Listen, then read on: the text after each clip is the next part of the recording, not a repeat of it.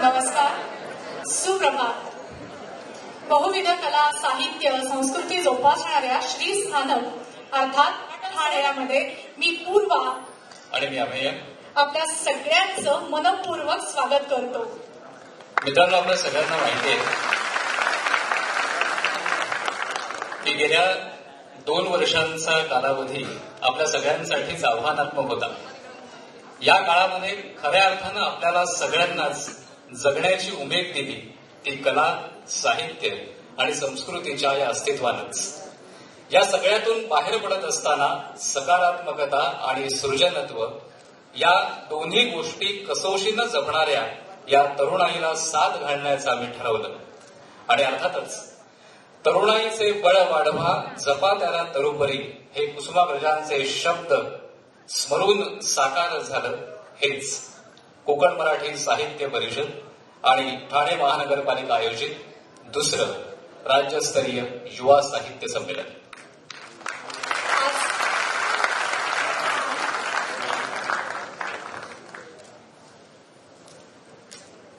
मंडळी, कार्यक्रमाच्या या पुढच्या भागाला आपण आता सुरुवात करतोय. पण आपल्या सगळ्यांना माहिती आहे की कोणत्याही कार्यक्रमाला एक विशिष्ट प्रकारचं एक स्वरूप असतं.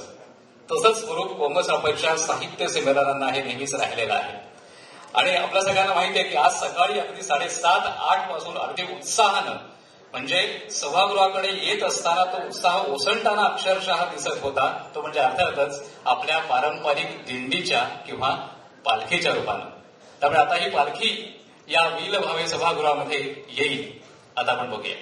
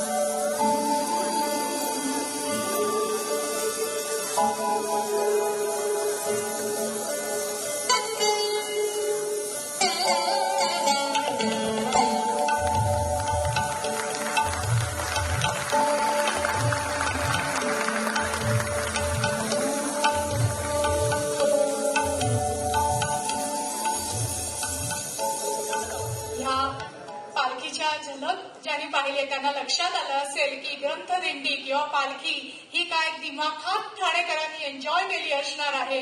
आज खरंच तरुणाईचा उत्साह हा शिगेला पोहोचलेला आहे.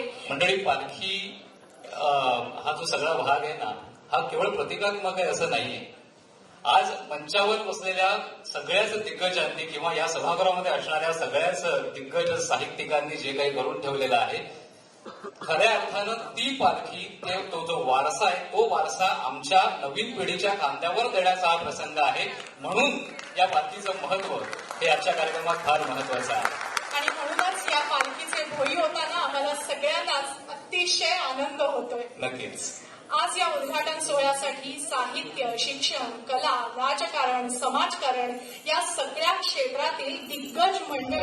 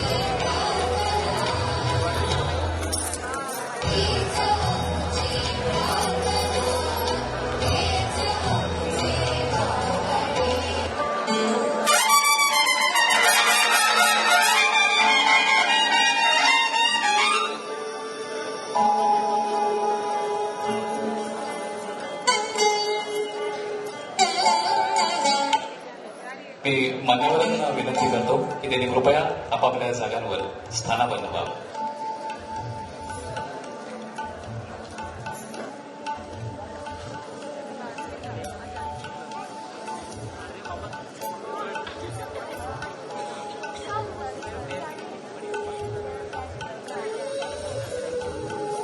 हे आहे या सगळ्याचं उत्तर म्हणजे आजचा हा कार्यक्रम आहे. यानंतर मी कोकण मराठी साहित्य परिषदेच्या केंद्रीय अध्यक्षा नमिता कीर यांना विनंती करतो की त्यांनी आजच्या कार्यक्रमाचं प्रस्थापित करावं.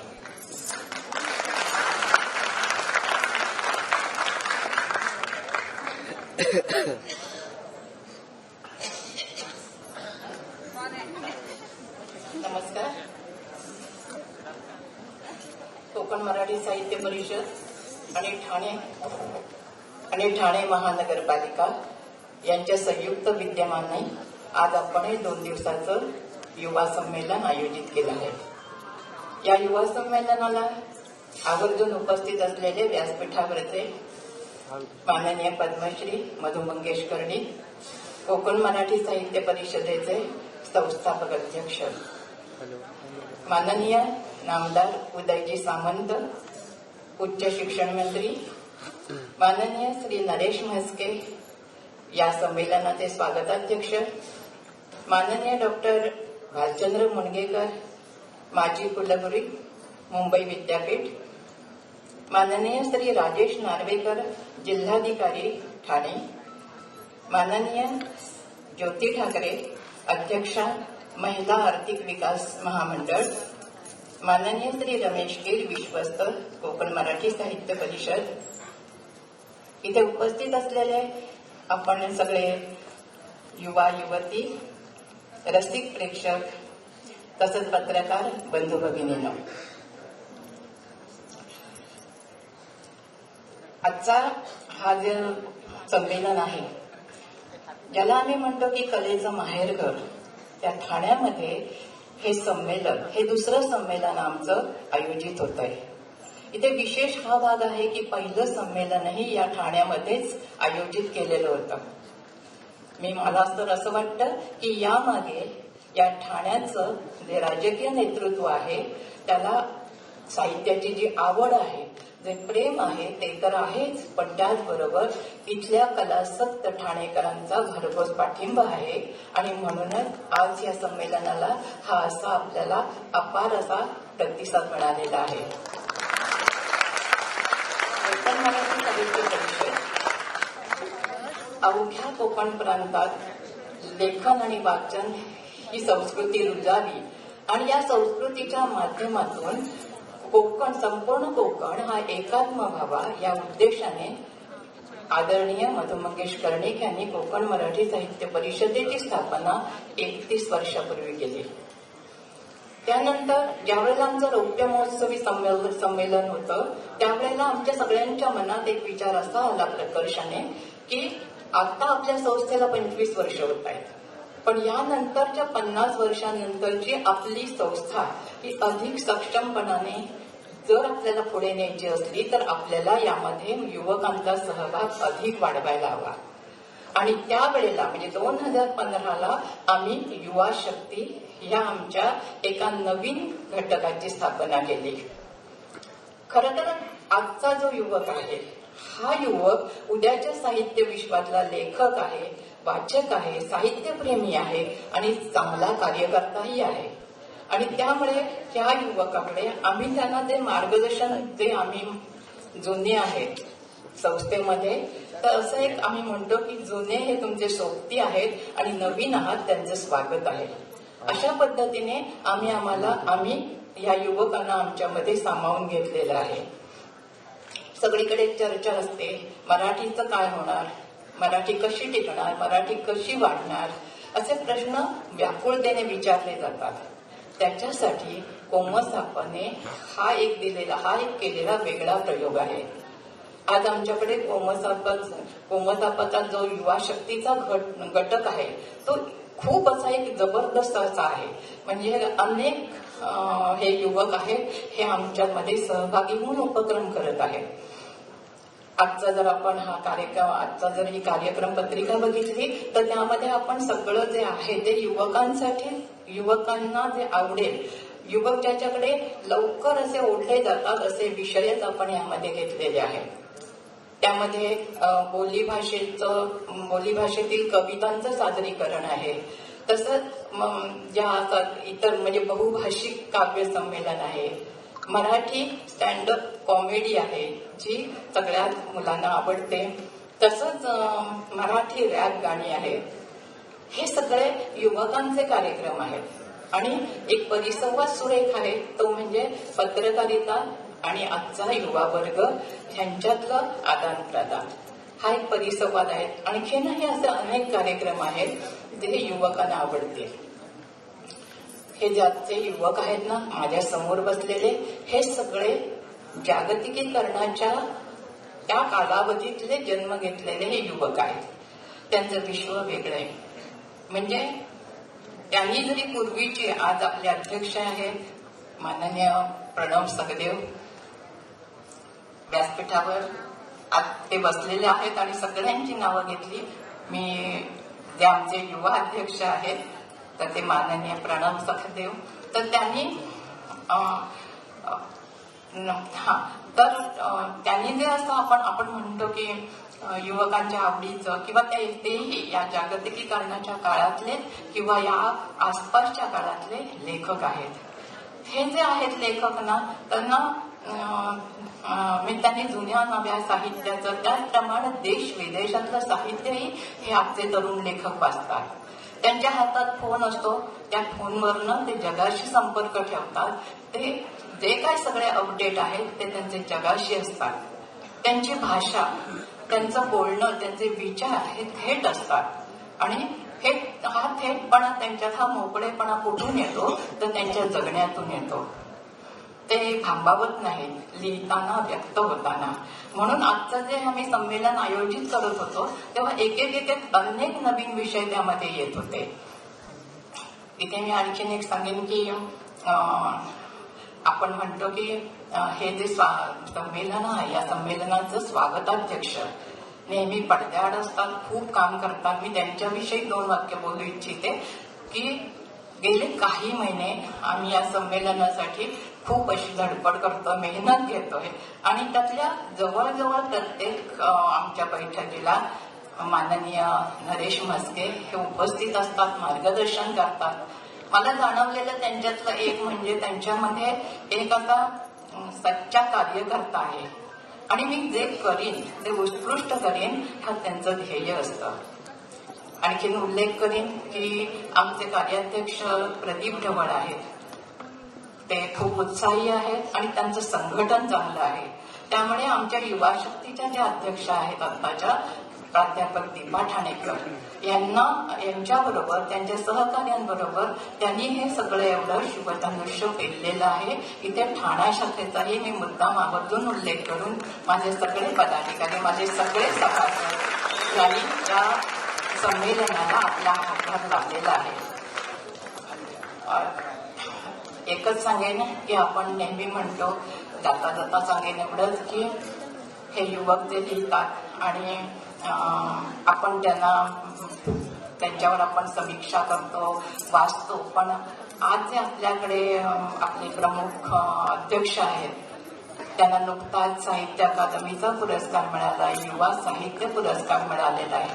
आणि म्हणजे वय किती एक तुम्हाला असा निदान आम्हाला तरी वाटतं की साहित्य अकादमीचा पुरस्कार मिळण्यासाठी माणसाला ज्येष्ठ साहित्यिक व्हावं लागायचं.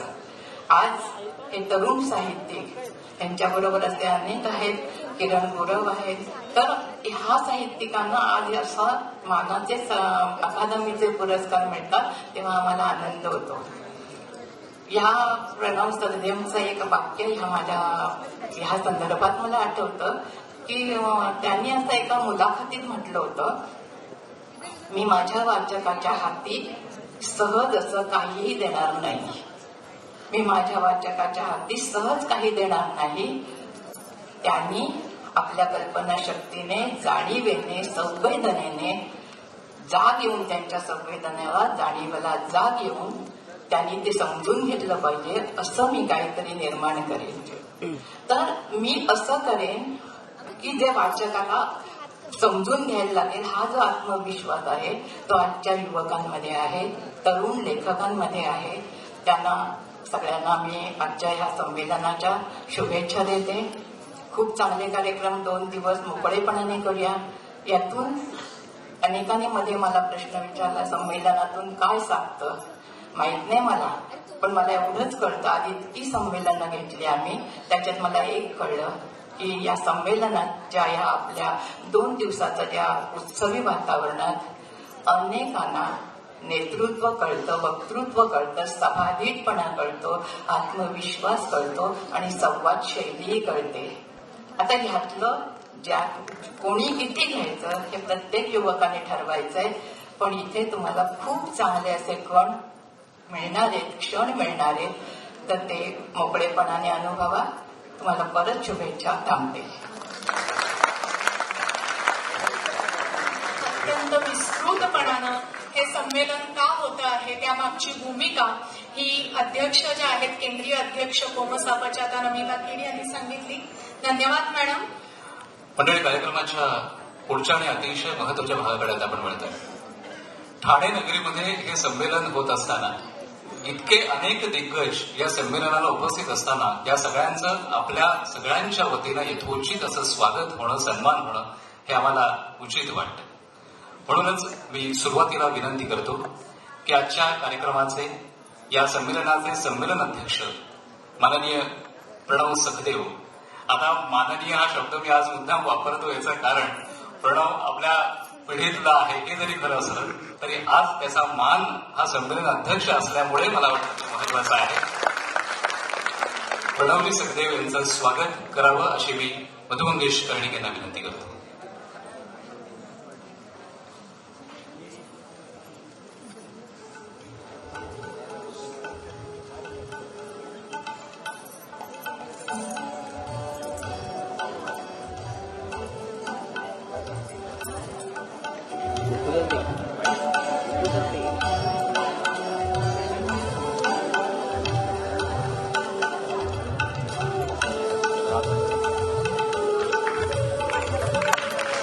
टाळ्यांचा जोरदार कडकडाट आपल्या संमेलन अध्यक्षांचं स्वागत होतंय. तर ठाणेकरांचा, कोमसापच्या सर्व सभासदांचा आवाज एकदा त्यांच्या कानापर्यंत पोहोचू दे. ये बात.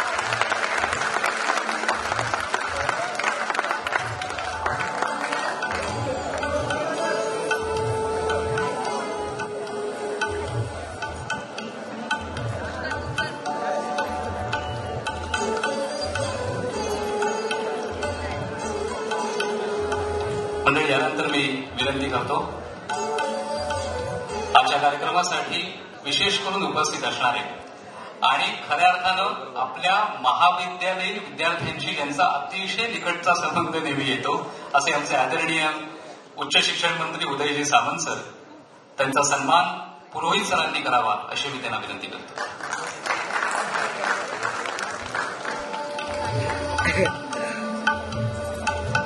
या संमेलनाचं प्रायोजकत्व ज्यांनी स्वीकारलेलं आहे असे जवाहरलाल पुरोहित हे सत्कार करत आहेत उदयजी सामंत यांचा.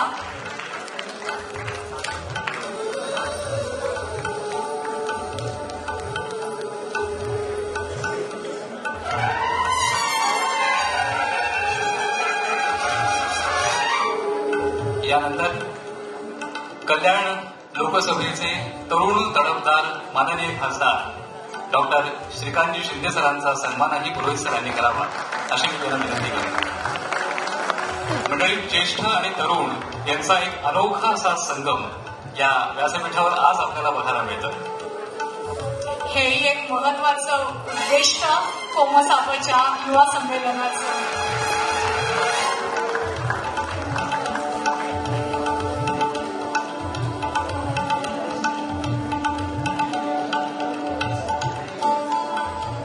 मंडळी, कोकण मराठी साहित्य परिषद हे संकल्पनाच मुळात आपल्याला बहाल करणारे आमच्यातले सगळ्यात ज्येष्ठ तरुण म्हणजेच पद्मश्री मधुमंगेश कर्णिकांचा सत्कार स्वागताध्यक्ष माझे महापौर नरेशजी म्हस्के यांनी करावा अशी मी त्यांना विनंती करतो.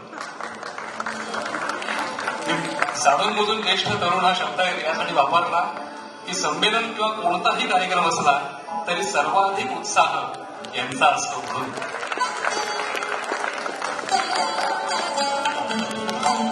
कोमसापटची खऱ्या अर्थानं स्वप्राणानं फुंकलेली तुतारी ही मनोहरीची. यानंतर मुंबई विद्यापीठाचे माजी कुलगुरू आदरणीय डॉक्टर भालचंद्र मोंडेकर सरांचा सन्मान पुरोहित सरांनी करावा अशी मी त्यांना विनंती करतो.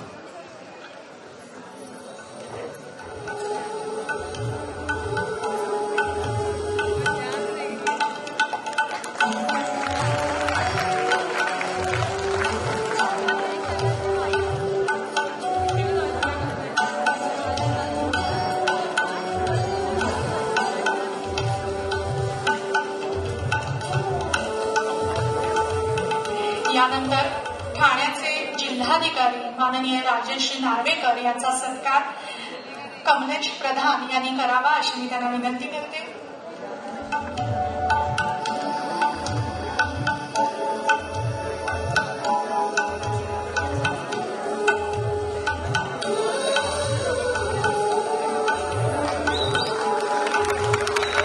कोमसापचे विश्वस्त रमेश कीर यांचा सत्कार हर्षला लिखाटे यांनी करावा अशी मी त्यांना विनंती करते. Doctor Harshala Likhate madam.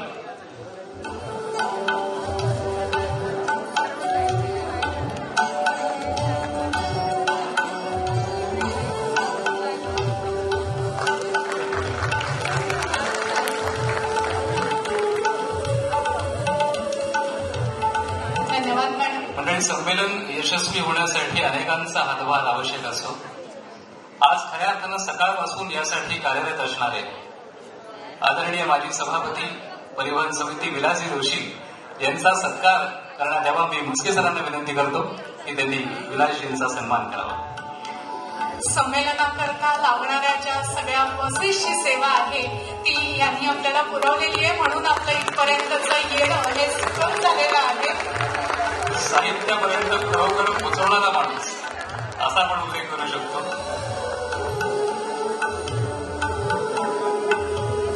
यानंतर गेली अनेक वर्ष माध्यमांमध्ये अतिशय उत्तम काम केलेले आमचे माध्यम प्रमुख जेव भाटकर सरांचा सत्कार लिखित मॅडमनी करावा अशी मी त्यांना विनंती करतो.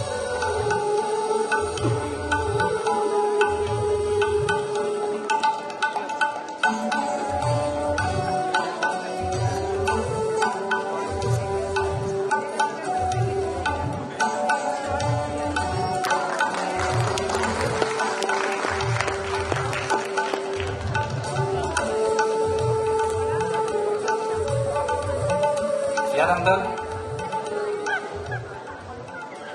मंडळी, ठाणे जिल्ह्यामध्ये कोमसापचं अतिशय सकारात्मक असं वातावरण आहे. त्यामध्ये पहिलं संमेलन जे आपण अंबरनाथला घेतलं होतं, युवा साहित्य संमेलन, ते साहित्य संमेलन आपल्या सगळ्यांसाठी साकारणारे अंबरनाथकर आदरणीय सुनीलजी चौधरी माजी नगराध्यक्ष आणि कोमसापा अंबरनाथचे प्रमुख यांचा सत्कार स्वागताध्यक्ष म्हस्के सरांनी करावा अशी मी त्यांना विनंती करतो.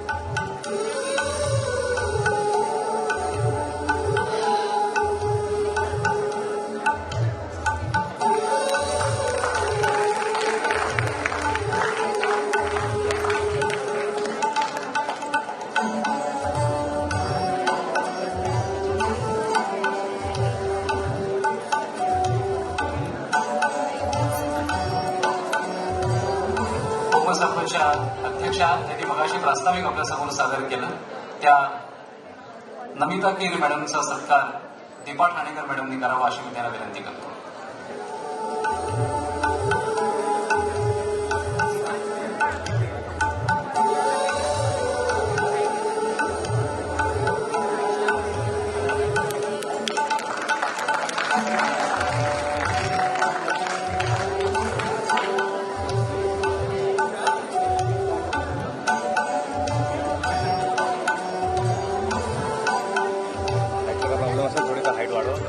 त्यानंतर पीठावरील आणखीन एक मान्यवर आदरणीय ज्योतिताई ठाकरे मॅडम यांचाही सन्मान दीपा मॅडमनी करावा अशी मी त्यांना विनंती करतो.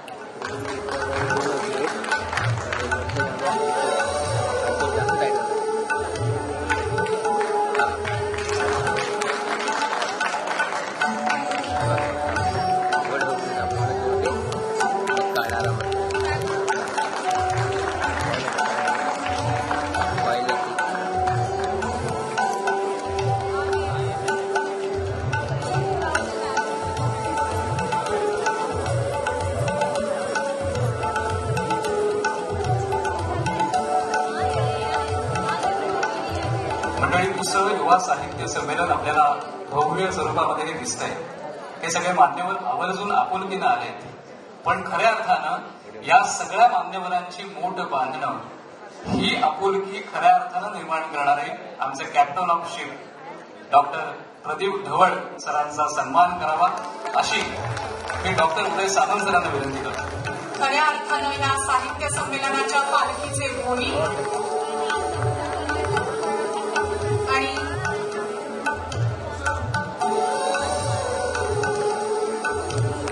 त्यांना भक्कम साथ देणाऱ्या दीपा ठाणेकर मॅडम या प्रमुख आहेत युवा शक्ती कोकण मराठी साहित्य परिषदेचा. त्यांचाही सत्कार उदयजी सामंत यांनी करावा अशी मी त्यांना विनंती करते.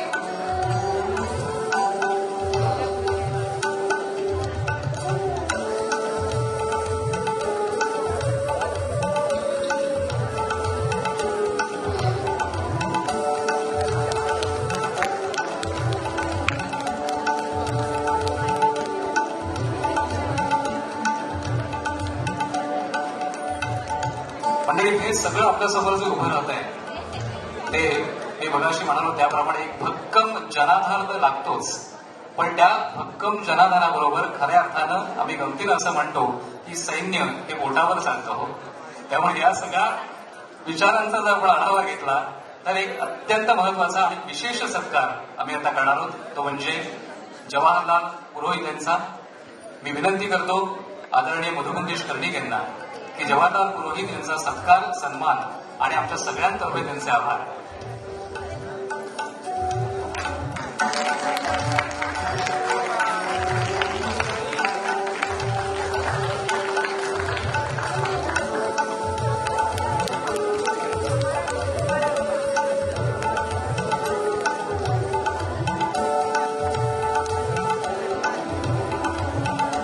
मंडळी, संपूर्ण कोकण पट्ट्यामध्ये जेवढे म्हणून जिल्हे येतात त्या प्रत्येक जिल्ह्यामध्ये कोकण मराठी साहित्य परिषदेचं अस्तित्वच नुसतं नाही तर खऱ्या अर्थानं कामही फार मोठं आहे.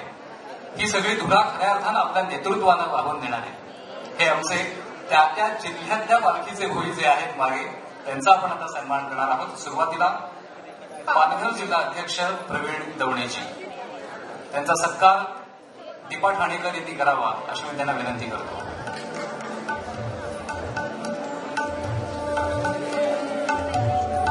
पालघरचे प्रवीण दवण्या,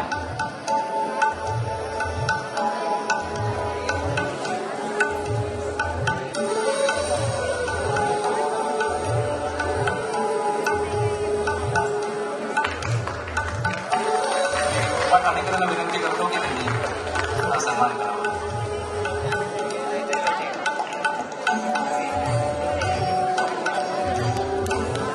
यानंतर मुंबई जिल्ह्याची धुरा वाहणाऱ्या लता कुठे यांचाही सत्कार दीपा ठाणेकर यांनी करावा अशी मी त्यांना विनंती करते.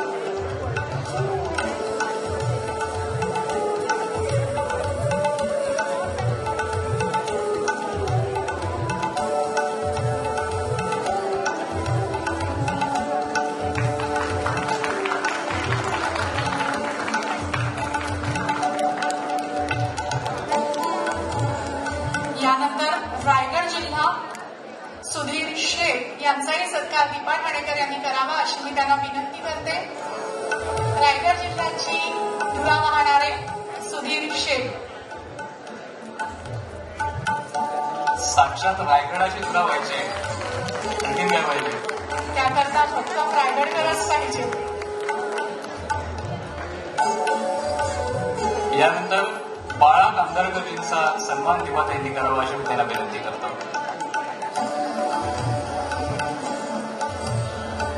मंडळी, सगळे कोकण मराठी साहित्य परिषदेचे अतिशय भक्कम असे आधारस्तंभ आहे.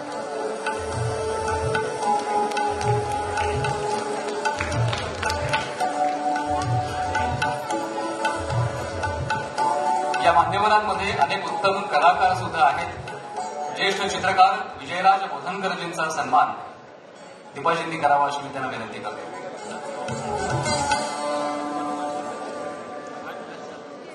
यांनीच आजच्या रांगोळी प्रदर्शनाचंही उद्घाटन केलेलं आहे.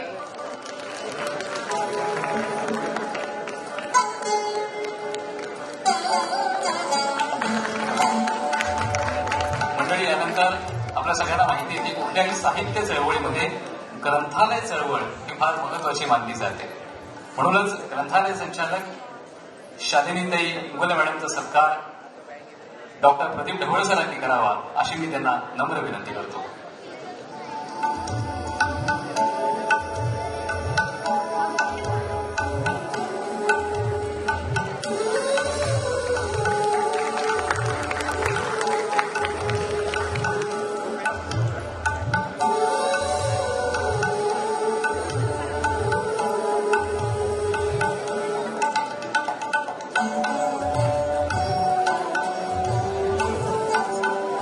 मंडळीय संमेलनाच्या निमित्तानं एक उत्तम अशी स्मरणिका सुद्धा आपण प्रकाशित करतोय. हे प्रकाशन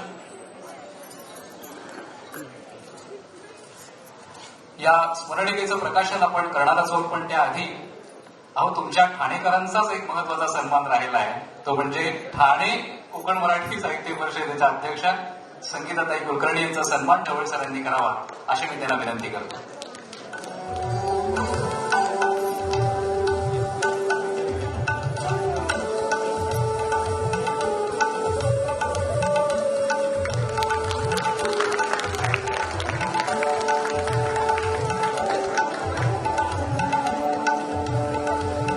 मंडळी, या स्मरणिकेचं प्रकाशन आता आपण करणार आहोत. या स्मरणिकेचं संपादन मंडळ होतं अनुपमा उजगरे, अनंत देशमुख आणि नीतल वढावकर.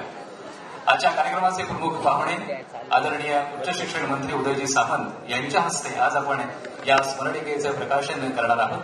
आणि सन्मान आपण करतोय ज्येष्ठ लेखिका आणि संपादिका अनुपमाताई उजगरे आणि नीतलताई वढावकर यांचा.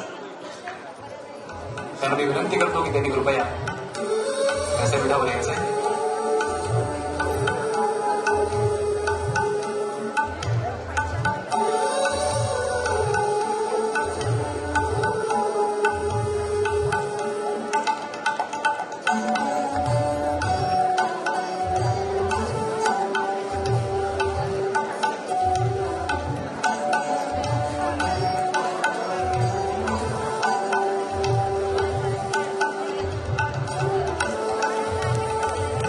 अनोख्या पद्धतीनं हे स्मरणिका प्रकाशन या पालखीमध्ये या संमेलनाच्या स्मरणिका आहेत. आणि मी मान्यवरांना विनंती करतो की त्यांनी या स्मरणिकेचं प्रकाशन करावं. आदरणीय उदयजी सामंत, आदरणीय Pranavji Sakhdev, Madhumangesh Pandit, Pradeep Dhawal sir, Naresh Mhaske sir, doctor Bhalchandra Mundekar sir आणि जवाहरलाल पुरोहित सर आणि इतर मान्यवर.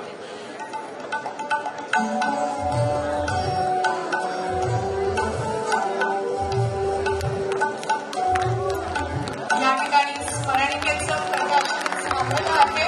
आपण त्याला जोरदार टाळ्या वाजवून अभिनंदन करणार.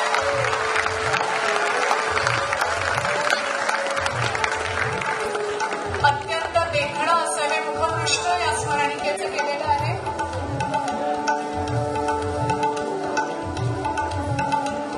मंडळी, पोमसभाचे विविध उपक्रम हे नेहमीच प्रयोगशील राहिलेले आहेत.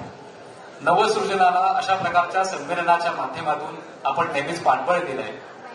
आपल्याला माहिती असेल की याही कार्यक्रम पत्रिकेमध्ये आपण पाहिलं ह्या नवनवीन उपक्रमांबरोबरच ह्या नवनवीन उपक्रमांकरता भक्कम अशी साथ असणाऱ्या नीतलताई वढावकर यांचा सत्कार नवल सरांनी करावा अशी मी त्यांना विनंती करते. ज्यांनी या स्मरणिकेच्या प्रकाशनामध्ये खूप मोठं संपादकाचं काम निभावलेलं आहे. इथे सभागृहामध्ये जे संपादक वेगवेगळे बसलेले असतील त्यांना माहितीच आहे की एखादं पुस्तक लिहिणं आणि ते संपादित करणं हा नंतरचा भाग किती महत्वाचा असतो. कोणालाही न दुखावता. नक्कीच कोमसभेच्या वेगवेगळ्या उपक्रमांबद्दल आपण बोलतोय. याही संमेलनामध्ये आपण पुस्तक, रांगोळी, पदपदन्यास हे नवीन पिढीला सामावून घेणारे उपक्रम आपण करतोय. पण मला आज आवर्जून उल्लेख करायचा आहे तो वेगळ्या अशा अत्यंत नाविन्यपूर्ण अर्कचित्राचा. सलग एका कागदावर मराठी भाषेच्या दीपस्तंभांची ही चित्र साकारण्यात आली आहे. त्याचं अनावरण करण्याची मी मान्यवरांना विनंती करतो आणि हे चित्र साकारणारे पंडित सर यांना मी विनंती करतो की त्यांनी यावं आणि आपण अतिशय अनोख्या पद्धतीनं या चित्राचं अनावरण करणार आहोत. आपण टाळ्यांच्या गजरामध्ये यांचं स्वागत करायचं आहे. एक अतिशय भव्य अशा कॅनव्हासवरचं हे चित्र आहे. अत्यंत मेहनतीने, जिद्दीने मराठी भाषा समृद्ध करणारं आणि मराठी भाषेचं वैभव सांगणारं असं हे अर्कचित्र. ठाणे शहरातील प्रख्यात चित्रकार आणि आनंद विश्व गुरुकुल आर्टचे हेड ऑफ डिपार्टमेंट प्राध्यापक योगेश पंडित सरांनी साकारलेलं मराठी राजभाषेचे दीपस्तंभ तब्बल 12 फूट लांब आणि 3.5 फूट रुंद आकाराचं हे अर्कचित्र आपण पाहत आहे.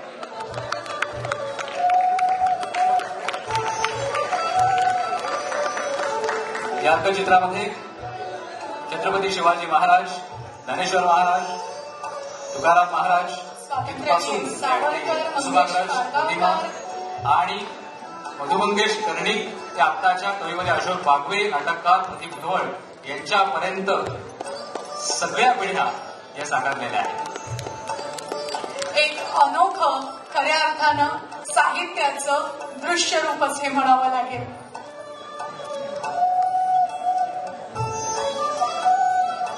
आपले रसिक श्रोते अमेय हे दृश्य रूप पाहण्यात इतके गुंगलेले आहेत की त्या कलाकारांचं टाळ्यांनी स्वागत करणं आणि अभिनंदन करणं राहूनच गेले. तर ते जरा आपण एकदा करूया.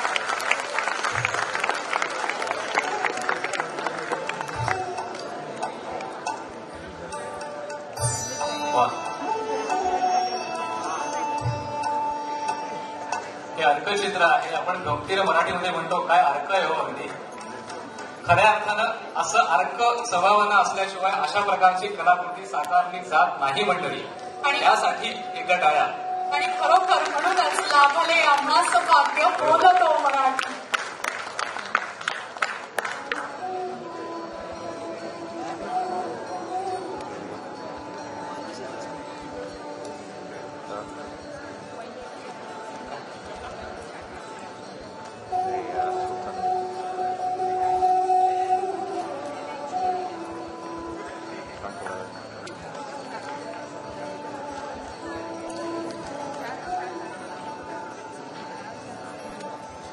मंडळी यानंतर काही विशेष सन्मान आपण करणार आहोत. श्री लक्ष्मणजी कदम यांचा सन्मान आदरणीय डॉक्टर श्रीकांतजी शिंदे यांनी करावा.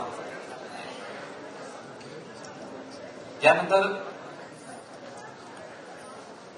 आनंद विश्व गुरुकुलचे विलास ठुसे आणि वैदेही कोळंबकर मॅडम यांना मी विनंती करतो की त्यांनी कृपया व्यासपीठावर यायचे. ठुसे सर प्लीज विनंती आहे तुम्हाला. आणि यांचा सत्कार मधुमंगेश कर्णिक सर यांनी करावा अशी मी त्यांना विनंती करते.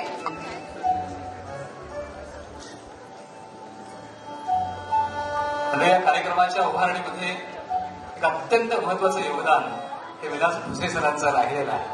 म्हणूनच हा सन्मान आहे. आणि संपूर्ण आनंद विश्व गुरुकुल हे खरोखर या कार्यक्रमामध्ये खूप कायमच पाठीशी राहिलेली संस्था. हा त्याचाही सन्मान.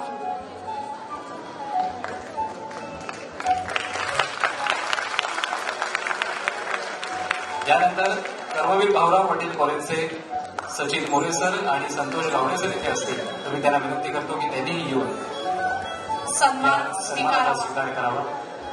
मंडळी युवा साहित्य संमेलन आणि महाविद्यालयाच्या शिक्षकांचा आणि विद्यार्थ्यांचा सहभाग हे फार अतूट असं नातं आहे. संतोष मोरे सर, सचिन मोरे सर आणि संतोष गावडे गावडे सर.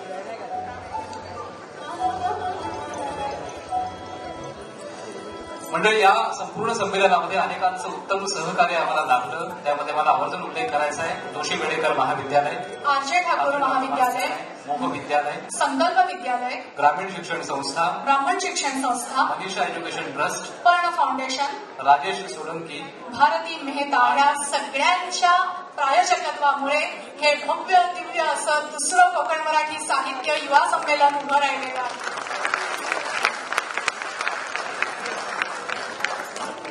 मंडळी, आता सत्काराचा एक आपुलकीचा जो भाग असतो तो आपण इथे संपन्न करतोय. मी मान्यवरांना विनंती करतो की त्यांनी कृपया आपापल्या जागांवर आता स्थानापन्न व्हावं.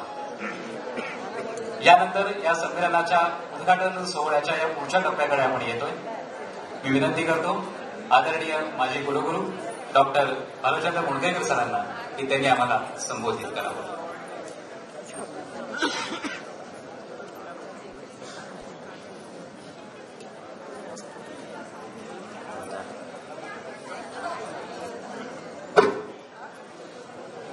कोकण मराठी साहित्य परिषद या संस्थेच्या वतीने दुसरे राज्यस्तरीय युवा संमेलन आज या ठिकाणी संपन्न होत आहे. याचा आपणा सर्वांप्रमाणे मलाही अतिशय आनंद होत आहे. या युवा संमेलनाचे अध्यक्ष श्रीयुत प्रणव सरदेव, महाराष्ट्र राज्याचे उच्च आणि तंत्र शिक्षण मंत्री माझे मित्र उदयजी सामंत, महाभारताचा उल्लेख केल्यानंतर आपण ज्यांना भीष्म पितामह असं म्हणतो, त्यांच्या प्रेरणेतून, अखंड साधनेतून, परिश्रमातून, अत्यंत योग्य आणि अचूक मार्गदर्शनातून, जाणीवेतून आणि कल्पनेतून कोकण मराठी साहित्य परिषदेची निर्मिती झाली. त्या आपण सर्वांचं आदराचं तीर्थक्षेत्र असं म्हणेन मधुमंगेश मधुबाई कर्णी, खासदार डॉक्टर एकनाथ शिंदे, कोकण मराठी साहित्य परिषदेचे सर्व सन्माननीय पदाधिकारी, आपण सगळे साहित्यप्रेमी बंधू आणि भगिनींनो, तुमच्याप्रमाणेच मी सुद्धा प्रणव सखदेव यांचं भाषण ऐकण्यासाठी उत्सुक आहे.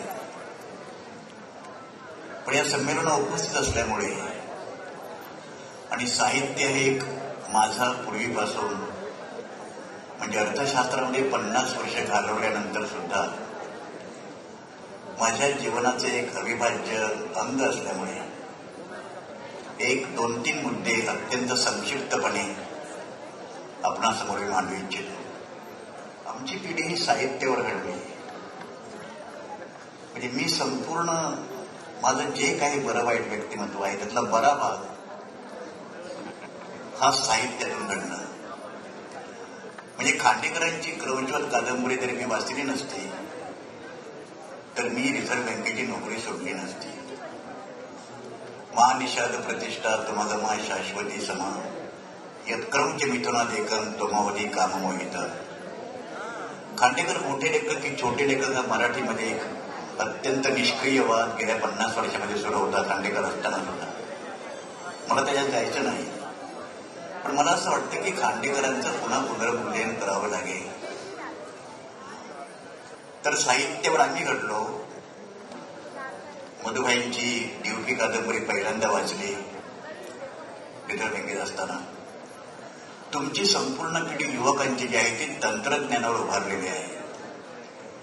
आणि आमच्या पिढीमध्ये म्हणजे मधुबाईंची पिढी, त्याच्यानंतरची माझी पिढी, त्याच्यानंतर एका अर्थाने उदयजी सामंत यांची पिढी आणि त्याच्यानंतरची तुमची पिढी, या प्रत्येक पिढ्यांचं एक स्थित्यंतर झालेलं आहे. सामाजिक इव्हॉल्युशनमध्ये, उत्क्रांतीमध्ये सातत्याने प्रत्येक युगाचा, प्रत्येक पिढीचा एक महत्वाचा असा एक गुणधर्म असतो.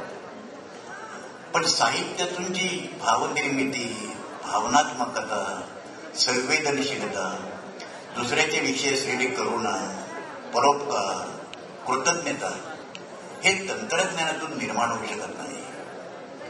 तंत्रज्ञानाने मानवाचं जीवन समृद्ध केलं, सुखी केलं भौतिक अर्थाने, पण तंत्रज्ञान ही भावना पर्याय होऊ शकत नाही. आणि म्हणून आम्ही जे जगलो, मी पहिलं चरित्र लिहिलं मी असं घडलो 18 वर्षापर्यंत, आणि दुसरं लिहिलं मी असं जगलो. त्याच्यामध्ये मी असं लिहिलेलं आहे की 18 वर्षापर्यंतच्या पुढच्या आयुष्यामध्ये मी काही शिकलो नाही. जातीव्यवस्थेचं निर्मूलन, अस्पृश्यतेचं निर्मूलन, स्त्री पुरुष समानता, लोकशाही समाजवाद, धर्मनिरपेक्षता आणि लिओ टॉलस्टॉयपासून केशवसुतांचा मानवतावाद ही माझ्या जीवनाची 5ही मूल्य मी 18 वर्षापर्यंत शिकलो. मराठीतल्या काही विचारवंतांनी असा प्रश्न विचारला, महाराष्ट्रात विचारवंत फार आहेत, तुम्हाला जपून राहायला पाहिजे. सामान्य लोक कमी आणि विचारवंत जास्त, तर विचारवंत कोणाला म्हणायचा प्रश्नच आहे महाराष्ट्रामध्ये. त्याच्यामध्ये मी असं म्हटलं की 18 वर्षानंतर मी काही शिकलो नाही. याचं कारण असं, जगण्याच्या मूलभूत ज्या प्रेरणा असतात त्या प्रेरणा पुढे वाढतं, संपन्न होतं, विशाल होतं, त्या धारदार अधिक होतात. पण तुम्ही 18 वर्षापर्यंत जीवनाच्या प्रेरणा जर ठरवू शकला नाही तर पुढे आयुष्यात तुम्हाला जगण्याची नवीन प्रेरणा मिळू शकत नाही. आणि हे काम करण्याचं काम शाळा करते, शिक्षक करतात, विशेषतः मॅट्रिकपर्यंतचे शिक्षक, 10वी पर्यंतचे शिक्षक. कारण पुढच्या शिक्षण कॉलेजमध्ये गेल्यानंतर you just get lost in the ocean of thousands of students. तुम्हाला कोण नावाने ओळखत नाही, ते फक्त सगळी मैत्री वगैरे 10वी 11वी पर्यंत संपते. सांगायचा मुद्दा असा आहे, आज भारतातलं आर्थिक, सामाजिक, राजकीय, सांस्कृतिक, शैक्षणिक वास्तव जे आहे, हे वास्तव एका विशिष्ट प्रक्रियेमुळे संवेदनशीलपासून दूर जात आहे. आणि म्हणून केशवसुतांची एकतुताई डॅमला आणून पुंकेने मिजी सोप्रानाने ही कविता मला 6वीमध्ये होती. तुतारी गिळदा गिळदा ही कविता म्हणजे सतारीचे बोल ही मला कविता 11वीमध्ये होती. आणि त्यामुळे निळा शिपाई मी आहे, जिकडे जावे तिकडे माझी भावंड आहेत, सर्वत्र कोणा मजला माझ्या घरच्या दिसता येतं. गेल्या 20 वर्षामध्ये मधुबाई मी 22 देशांच्या मध्ये जाऊन आलो. तिकडच्या माणसाने आर यू फ्रॉम इंडिया असं विचारेपर्यंत I don't remember I am from India. कारण या संपूर्ण मानवी समाजामध्ये संपूर्ण 670 कोटी लोकांचं जे वास्तव्य या भूमीवर आहे, त्या 670-700 कोटींच्या अस्तित्वामध्ये मी विरघळून गेलेलो आहे. आणि माझ्या कुठल्याही प्रकारच्या राष्ट्राला त्या अर्थाने बाउंड्रीज नाही. हा विशाल भूदर सुंदर डेने तयात खोदा, हे जे केशवदत्ताने आपल्याला सगळं सांगितलं आणि जे आपल्या कोकण मराठी साहित्य परिषदेचं ब्रीद वाक्य आहे, ते आपण लक्षात घेतल्यानंतर युवा पिढीला माझी एक अशी विनंती आहे. आणि ही विनंती करणं, केवळ ती विनंती करण्यासाठी मी आलो.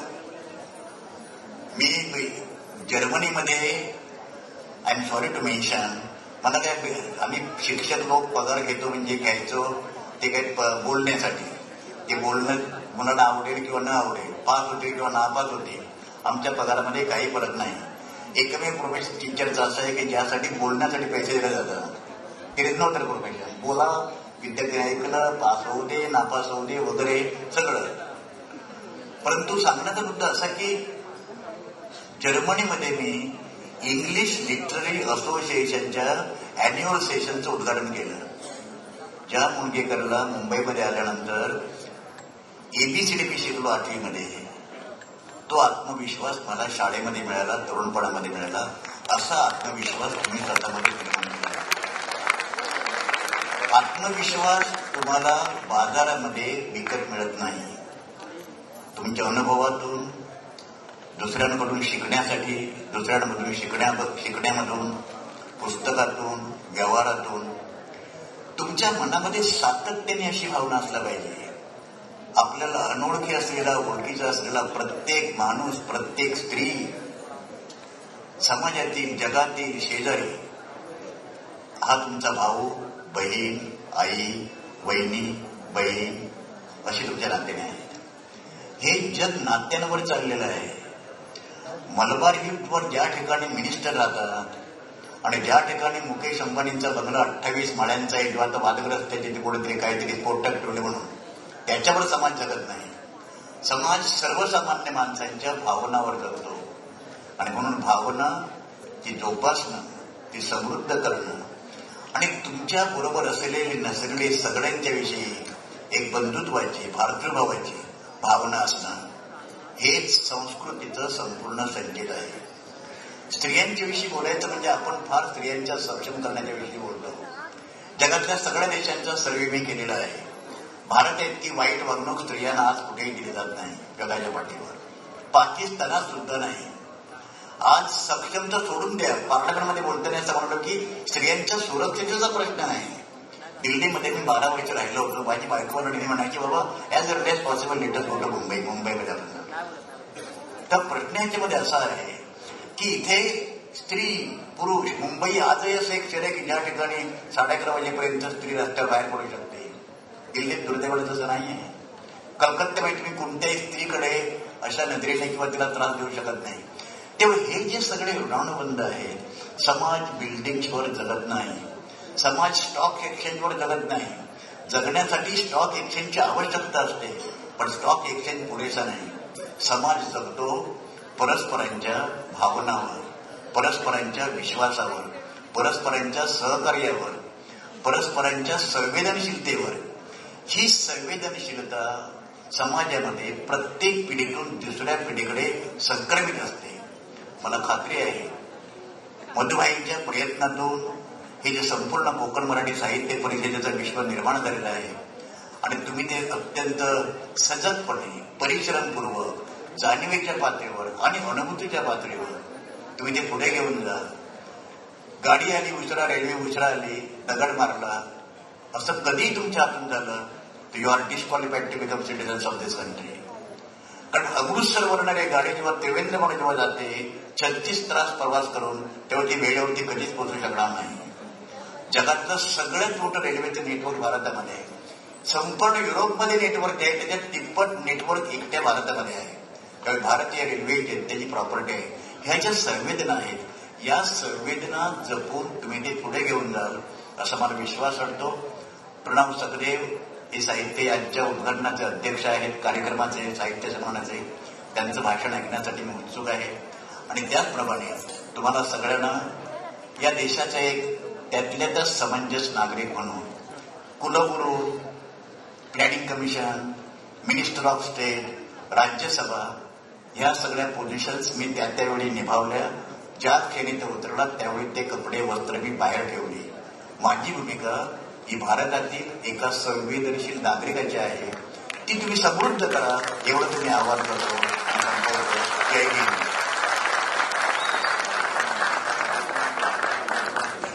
धन्यवाद सर. मंडळी, यानंतर कल्याण लोकसभेचे खासदार आदरणीय डॉक्टर श्रीकांतजी शिंदे यांना मी विनंती करतो की त्यांनी आम्हाला संबोधित करावं.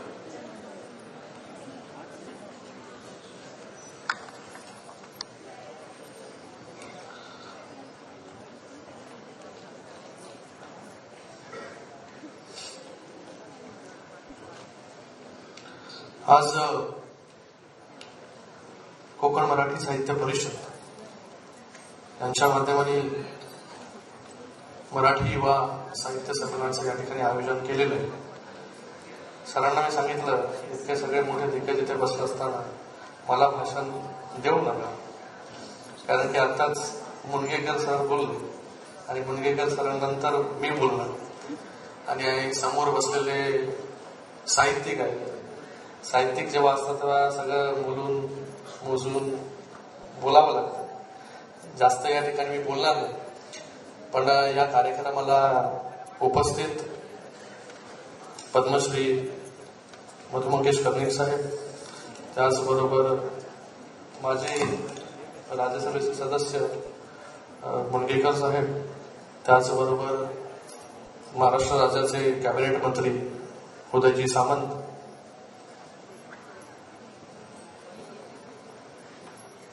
आमचे युवा साहित्यिक प्रणवजी सखदेव, प्रदीपजी ढवळ, कीर मॅडम असतील, जोशी साहेब, प्रदीपजी दळवी, या सगळ्यांचं मी ठाणे नगरीमध्ये स्वागत करतो. आणि आज मला वाटतं दुसरं युवा साहित्य संमेलन आपण या ठाण्यामध्ये आयोजित करतो. याच्या अगोदर अंबरनाथमध्ये कोविडच्या अगोदर आपण हे साहित्य संमेलन आयोजित केलं होतं आणि कोमसापा मला वाटतं गेले 25 वर्ष महाराष्ट्रभर काम करते आणि त्याच्यामधूनच या युवा मराठी साहित्य संमेलनाचा जन्म झाला आणि गेले 2 वर्ष हे साहित्य संमेलनाच्या माध्यमाने युवकांना या संमेलनाच्या माध्यमाने साहित्याकडे कसं आकर्षित करता येईल यासाठी आपण सगळे लोक काम करतोय. मगाशी मुंडेकर सर म्हणाले की संवेदनशीलता, मला वाटतं आजच्या जगामध्ये आपण कुठेतरी ही संवेदनशीलता बाजूला ठेवून या सगळ्या गोष्टी विसरत चाललेलो आहे. संवेदनशीलता कमी होत चाललेली आहे. आपल्या सेन्सिटिव्हिटी आपल्यामधून कुठेतरी कमी होताना आपल्याला पाहायला मिळते. म्हणूनच मला वाटतं अशा या सगळ्या दिग्गज लोकांच्या माध्यमाने ज्या परिषदाची निर्मिती केली, या संमेलनाची आपण सुरुवात केली, या संमेलनाच्या माध्यमाने अटलिस्ट या सगळ्या गोष्टी ज्या आहेत त्या पुढच्या पिढीपर्यंत पोहोचल्या पाहिजे, आमच्यापर्यंत पोहोचल्या पाहिजे. आज टेक्निकल जग आहे, सगळ्या गोष्टी डिजिटलाइज झालेल्या आहेत. कुठेतरी पुस्तकांचा जो अगोदरचा सहवास होता तो सहवास कमी होत चाललेला आहे, वाचन कमी होत चाललेलं आहे. आज सगळ्या गोष्टी आपल्याला रेडीमेड मिळतात.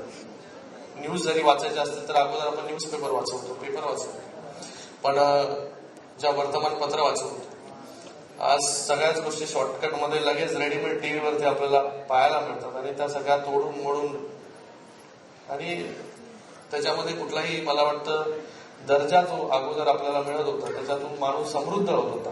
त्या सगळ्या गोष्टी कुठेतरी कमी होत चाललेल्या आहेत. तर म्हणूनच अशा या संमेलनाच्या माध्यमाने एक वेगळा पायंडा आणि युवा साहित्य संमेलन आपण या ठिकाणी घडवत आहे. तर नक्कीच युवा पिढीपर्यंत या सगळ्या गोष्टी ज्या आहेत त्या नक्की पोचतील. आणि आज प्रदीप ढवळ सर वेगवेगळे कार्यक्रम जे आहेत ते वर्षभर घेत असतात. मला वाटतं एक काहीतरी नवीन हे आपण केलं पाहिजे या उद्देशाने वेगवेगळे कार्यक्रम त्यांच्या गुरुकुल असेल त्यांच्या माध्यमाने सुरू असतात. आणि या साहित्य संमेलन मला वाटतं कुठेही जर बघितलं आपण साहित्य संमेलन तर त्याला एक असा भरभरून प्रतिसाद असा नसतो, पण हे भरभरून प्रतिसाद मिळाला पाहिजे ह्याच्यासाठीही काय वेगळं करतात. मगाशी मॅडमनी सांगितलं की याच्यामध्ये आपण आता स्टँडअप कॉमेडी ठेवलेलं आहे, रॅप ठेवलेलं आहे. जशी नव्या पिढीला आवश्यकता आहे, गरज आहे, मला वाटतं नवीन पिढी वेगळ्या त्याच्यामध्ये ऊर्जा भरपूर आहे, पण ती ऊर्जा जी आहे, एनर्जी जी आहे ती टॅप करणं पण गरजेचं आहे. आणि अशा या साहित्य संमेलनामधून नक्कीच ते टॅप करण्याचं काम आपण करता. या ठिकाणी मला वाटतं शाळेपासून आणि कॉलेज जेव्हा शिकत असतो मनुष्य तेव्हाच त्याला जर योग्य मार्गदर्शन आपण केलं, हे संमेलन जे आहे त्यांना जर सेन्सिटाईज करायचं, त्यांना जर आपण सेन्सिटाईज करायचा प्रयत्न जर केला तर मला वाटतं येणाऱ्या काळामध्ये जी वाचन संस्कृती कमी होत चाललेली आहे ती नक्कीच वाढवण्यामध्ये त्याचा भर होईल. तर युवा पिढी जी आहे त्या सगळं त्यांना माहिती आहे. अगोदर आम्हाला माहिती नव्हतं, तुम्हाला माहिती नव्हतं, पण आज सगळ्याच गोष्टी ज्या आहेत त्या शिक्षकांपेक्षा जास्त त्या युवा पिढीला माहिती असतात. पण अशा या युवा पिढीमध्ये पोटेन्शियल खूप आहे. ते पोटेन्शियल टॅप करायला मला वाटतं अशा या संमेलनाची आवश्यकता आहे. आणि ते वेगळ्या प्रकारे कसं करू शकतो येणाऱ्या काळामध्ये तेही आपल्याला पाहावं लागेल.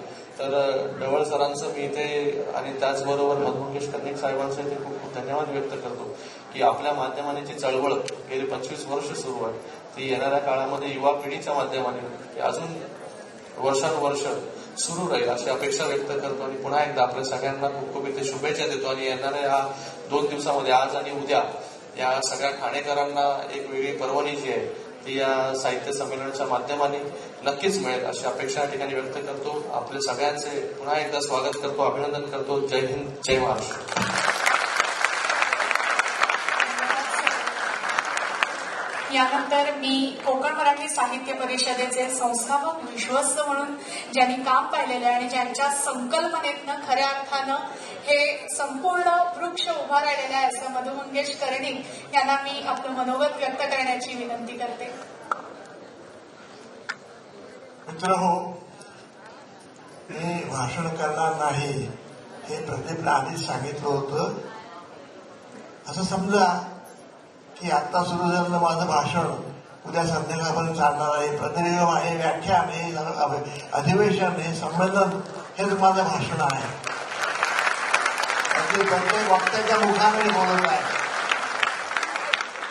प्रत्येक कार्यकर्त्याच्या मुखातून बोलत आहे. आणि मी स्वतः आजपासून उद्यापर्यंत या सर्वांच्या मुखातून आणि या संमेलनातून अभिव्यक्त होत आहे. माझे या संमेलनाला मनापासूनचे धन्यवाद. आणि या संमेलनाला एक तरुण आणि तुरंदार माझ्या नातवाच्या पिढीचा अत्यंत उत्तम लेखक निवडल्याबद्दल या संमेलनाला मी धन्यवाद देतो. ढवळणार त्याचे कार्यकर्ते यांना धन्यवाद देतो आणि माझं भाषण संपवतो.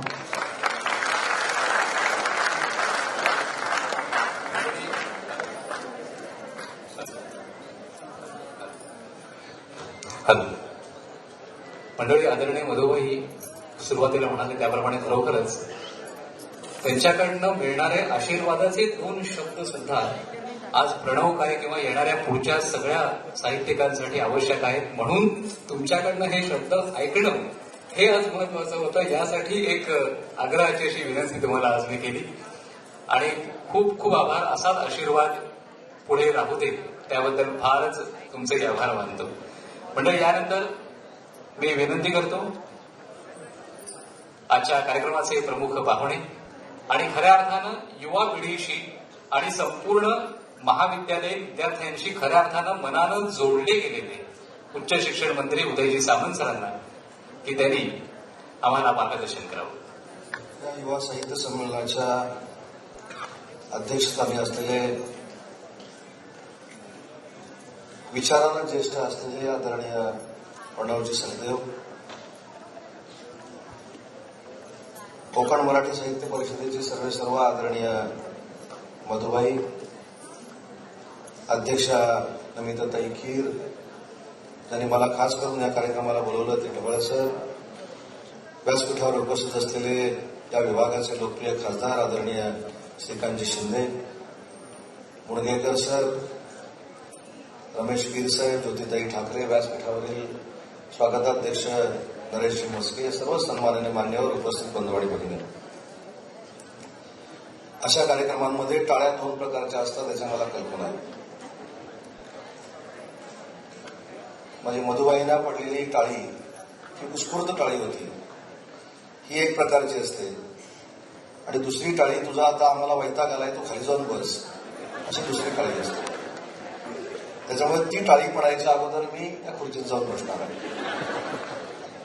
पण मला ढवळ सरांना मनापासून धन्यवाद दिले पाहिजेत. मधुबाई, तुम्हाला देखील मनापासून धन्यवाद दिले पाहिजेत. मगाशी मी नमिताताईंना विचारलं की संमेलनाच्या अध्यक्षाची निवड आपण कशी केली. कारण संमेलनाच्या अध्यक्षाची निवड व्हायच्या अगोदर महिनाभर सगळं वर्तमानपत्रामध्ये येत असतं. कोण अध्यक्ष होणार आहे, कशा पद्धतीनं होणार आहे, त्याचा कार्यकाल काय, त्याने किती पुस्तकं लिहिली आहेत, किती कविता लिहिलेल्या आहेत, किती कविता म्हटलेल्या आहेत, त्याच्यावर 1 महिना आम्ही वाचत असतो. पण या युवा साहित्य संमेलनाच्या वेळी प्रणवजी आपण अध्यक्ष झाला हे आपल्याला डायरेक्ट इथे आल्यानंतर कळलं. मला असं वाटतं हे चांगल्याचं लक्षण आहे. मी देखील नाट्य परिषदेशी निगडीत आहे. मी देखील अशा पद्धतीची संमेलनं करतो. अनेक साहित्य संमेलनं देखील आपण बघितलेली आहेत. पण त्या साहित्य संमेलनाच्या अध्यक्ष होण्यासाठी आणि अध्यक्ष करण्यासाठी जे जे काय चालतं ते पहिले 3 महिने आम्ही बघत असतो. 1 महिना मी चुकीचं म्हटलं, 3 महिने. आणि मग अशा मोठ्या साहित्यिकाला कोण किती चांगला आहे आणि कोण किती वाईट आहे याचा अनालिसिस आम्ही पेपर वाचून करत असतो आणि आम्ही आमचं मत ठरवत असतो की किती साहित्यिक मोठा आहे. पण हा जो पायंडा आपण पाडलाय तो सगळ्याच संमेलनाने घ्यावा असं माझं वैयक्तिक मत आहे. साहित्यामध्ये किंवा साहित्यिकामध्ये निवडणूक कसली करायची. निवडणूक आम्ही करतोय ते पास झालं ना. त्याच्यामध्ये साहित्यिकांमध्ये निवडणूक करायची, नाट्य संमेलनाच्या अध्यक्षासाठी निवडणूक करायची. आणि मला असं वाटतं त्या अध्यक्षपदाची ज्या खुर्चीचा जो मान आहे तो पहिले 3 महिने अगोदर संपवून टाकायचा. अशी प्रक्रिया महाराष्ट्रामध्ये प्रस्थापित असताना अतिशय चांगला पायंडा या युवा साहित्य संमेलनाच्या माध्यमातून आपण पाडलाय. त्याबद्दल एक कलाप्रेमी म्हणून मधुबाई तुम्हालाही मनापासून धन्यवाद देतो. आणि ढवळ सर, आता आम्हाला देखील ही संधी द्या. श्रीकांतजींना पण देखील मी सांगणार आहे, अंबरनाथ झालं, ठाणा झालं, आता पुढच्या वर्षी रत्नागिरीला करूया. रत्नागिरीला या सगळ्या युवा पिढीला नेऊया. कारण शेवटी कोकण मराठी साहित्य परिषद हे 31 वर्ष जे काय काम करते ते मी देखील 25 वर्ष बघितलेलं आहे. मधुबाईंनी जे एक स्मारक केशवसुतांचं माझ्या मतदारसंघात उभं केलंय, मला इथे प्रामाणिकपणानं सांगितलं पाहिजे की शासनानं शेवटी त्याला मदत केली, परंतु तोपर्यंत स्वतःच्या हिमतीवर, स्वतःच्या कर्तृत्वावर आणि एक व्यक्ती जर मनात आणलं तर काय करू शकते हे जर कोणाला बघायचं असेल, कोकण मराठी साहित्य परिषदेच्या देखील पदाधिकाऱ्यांना बघायचं असेल आणि माझ्या युवा पिढीला बघायचं असेल तर तुम्हाला माझ्या मतदारसंघात रत्नागिरीला मालवणमध्ये यावं लागेल. एवढंच चांगलं कवी केशवसुतांचं स्मारक मधुबाईंनी त्या ठिकाणी उभं केलेलं आहे. माझं तर मत असं आहे की अशी जिल्ह्यांच्या स्तरावरची प्रत्येक कलाकारांची, प्रत्येक साहित्यिकांची स्मारकं तयार झाली पाहिजे. मगाशी अतिशय चांगला उल्लेख खासदार साहेबांनी या ठिकाणी केला की वाचन संस्कृती टिकते की नाही याच्याबद्दल आत्मचिंतन आम्ही सगळ्यांनी केलं पाहिजे. मगाशी व्यासपीठावर ज्यांचा आपण उल्लेख केला की माझ्या ग्रंथालयाच्या संचालिका त्या ठिकाणी इंगवले मॅडम उपस्थित आहेत, त्यांना देखील माहिती आहे की सुरू असलेली वाचनालय बंद का होत आहे याचा देखील अभ्यास आपण कुठेतरी केला पाहिजे. आज साहित्य संमेलन आपण करतो, मुलांना आवाहन केलं, मुलं दिंडीमध्ये सामील झाली, परंतु त्याच्यानंतर साहित्याचं नक्की काय होणार आहे, त्यांच्यापर्यंत साहित्य कसं पोहोचणार आहे आणि त्यांच्यापर्यंत पोहोचलेलं साहित्य हे व्यक्त कसं होणार आहे आणि व्यक्त करण्यासाठी जो तुम्ही कार्यक्रम घेतलाय हा माझ्या दृष्टीनं महत्वाचा आहे. आणि म्हणून तरुण पिढी काही करत नाही हा जो काही ठपका लावला जातो त्याला अपवाद आपल्या कार्यक्रमाचे अध्यक्ष आहेत.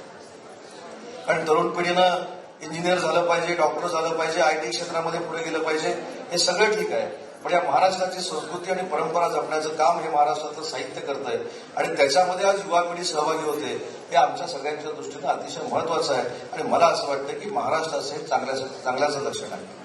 कारण महाराष्ट्राची राजकीय परिस्थिती बघितली तर त्याला देखील एक राजकीय वारसा आहे, राजकीय परंपरा आहे, राजकीय संस्कृती आहे आणि ती कुठेतरी लोप पावत असताना ठाण्यासारख्या ठिकाणी अतिशय सुसंस्कृत अशा एका संमेलनाचं आयोजन आपण करतोय आणि या आयोजनातनं तरुण पिढी देखील सक्षम होणार आहे, विचारानं सक्षम होणार आहे. आणि हे विचार जर लोकांपर्यंत पोहोचवायचे असतील तर हे युवा साहित्य संमेलन ही प्रत्येक जिल्ह्याच्या पातळीवर झाली पाहिजे. आज उच्च व तंत्र शिक्षण विभाग माझ्याकडे आहे, मला असं वाटतंय त्याच्यामध्ये मी यशस्वी होईल की नाही मला माहित नाही, पण आज आम्ही विद्यापीठाच्या स्तरावर आविष्कार करतो, आविष्कार आमचा महोत्सव करतो, अनेक काही महोत्सव करतो. पण माझ्या मनात या व्यासपीठावर बसल्यानंतर असं एक आलं की माझ्या विद्यापीठामध्ये दरवर्षी युवा साहित्य संमेलन देखील झालं पाहिजे, जेणेकरून विद्यापीठाच्या कार्यक्षेत्रामध्ये असलेले तरुण जे साहित्यिक आहेत हे राज्यासमोर येतील, देशासमोर येतील, त्यांचं कर्तृत्व देशाला, राज्याला कळेल आणि त्याच्यातनं साहित्यिकांची एक नवी पिढी मधुबाई तुमच्यासारख्यांच्या नेतृत्वाखाली निर्माण होईल. यासाठी आम्ही देखील कुठेतरी प्रयत्न करणं गरजेचं आहे.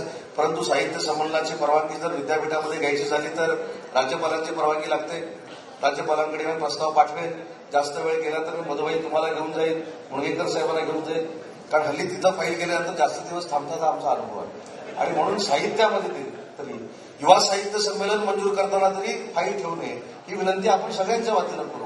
कारण शेवटी महाराष्ट्राची संस्कृती आणि परंपरा जपण्याचं काम जर माझी भावी पिढी करणार असेल आणि त्याच्यासाठी या विभागामार्फत जर मला काहीतरी करता येणार असेल तर आपण पुढच्या वर्षीपासून नक्की सुरू करू, जेणेकरून आपण या सगळ्या गोष्टीमध्ये कुठेतरी पुढे जाऊ शकतो. तेवढं सर दुसरी मला एक विनंती करायची आहे की राजकारण्यांचं कवी संमेलन एकदा घ्या. अध्यक्ष कोण असतील ते तुम्हाला माहिती आहे.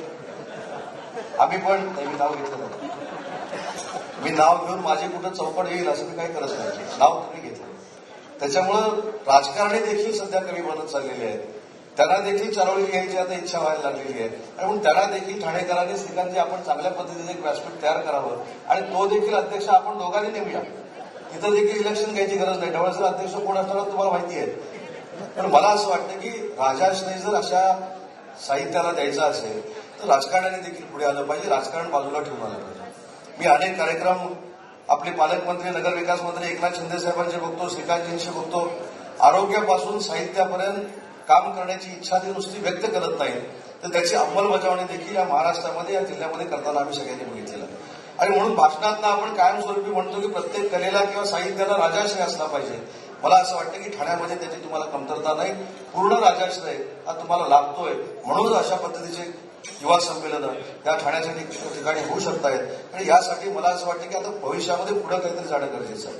मला अध्यक्षांना देखील विनंती करायची आहे की आपण आता म्हणजे तुम्ही तसं आपण प्लॅन करू, चांगल्या पद्धतीने करू. तुम्ही महाराष्ट्रातल्या युवा पिढीला सांगितलं पाहिजे की कशा पद्धतीनं लेखन केलं पाहिजे, कशा पद्धतीनं वाचन केलं पाहिजे, कशा पद्धतीनं कथा लिहिली गेली पाहिजे, कशा पद्धतीनं कविता लिहिली गेली पाहिजे.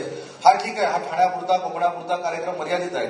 पण याच कोमसापानं महाराष्ट्राच्या स्तरावर नवीन साहित्य घडवण्यासाठी तुमच्यासारख्या लोकांना जनजागृती करायला जर महाराष्ट्रामध्ये पाठवलं तर मला असं वाटतं की भावी काळ असा येईल की हा महाराष्ट्रात हा संतांची परंपरा जोपासणं तर आहेच, परंतु साहित्याने जे काही लिहून ठेवलेलं आहे साहित्यिकांनी, त्यांची परंपरा जोपासणारा देखील महाराष्ट्र देशातलं पहिलं राज्य आहे. अशा पद्धतीनं साहित्यिका महाराष्ट्रात निर्माण होतील यासाठी निवडणूक आपण सगळ्यांनी मिळून प्रयत्न केले पाहिजे. आणि मला असं वाटतं की साहित्य संमेलन झालं किंवा युवा साहित्य संमेलन झालं म्हणजे आपली जबाबदारी संपली नाही. युवा साहित्य संमेलन झाले की आपली जबाबदारी अजून वाढली. कारण ज्या विद्यार्थ्यांनी, ज्या युवकांनी या ठिकाणी येऊन त्याच्यामध्ये सामील झाले, समावेश घेतलेला आहे, त्याला भविष्यामध्ये आपण साहित्याच्या रूपानं काय देणार आहोत अशा पद्धतीची भूमिका देखील भविष्यामध्ये आपल्याला घ्यायला लागणार. आणि म्हणून मगाशी माझ्या संचालिकांना असं सांगितलं की कोमसापाचे तरुण लेखक असतील, तरुण कवी असतील, त्यांची जी काही पुस्तकं तयार झालेली आहेत, आज माझ्याकडे कोणी येतं पुस्तक घेऊन मला सांगतं की 12,500 ग्रंथालयामध्ये आपण पाठवलं पाहिजे. मी आज या साहित्य संमेलनाच्या वतीनं तुम्हाला शब्द देतो की कोमसापाची चांगली जी पुस्तकं आहेत ती महाराष्ट्राच्या कानाकोपऱ्यातल्या ग्रंथालयामध्ये पाठवण्याची जबाबदारी आज या कार्यक्रमाच्या निमित्तानं मी स्वीकारली. पण त्याचा फॉलो आपल्या देखील सगळ्या लोकांनी केला पाहिजे. कारण आज आपल्याकडे एवढं उत्तुंग नेतृत्व आहे मधुबाईंच्या रूपानं. मला आठवतं की आम्ही एक रॅली काढली होती सिंधुदुर्गापासून मुंबईपर्यंत मधुबाईंच्या नेतृत्वाखाली. त्याला इतका मोठा उत्स्फूर्त प्रतिसाद मिळालेला होता साहित्यिकांची.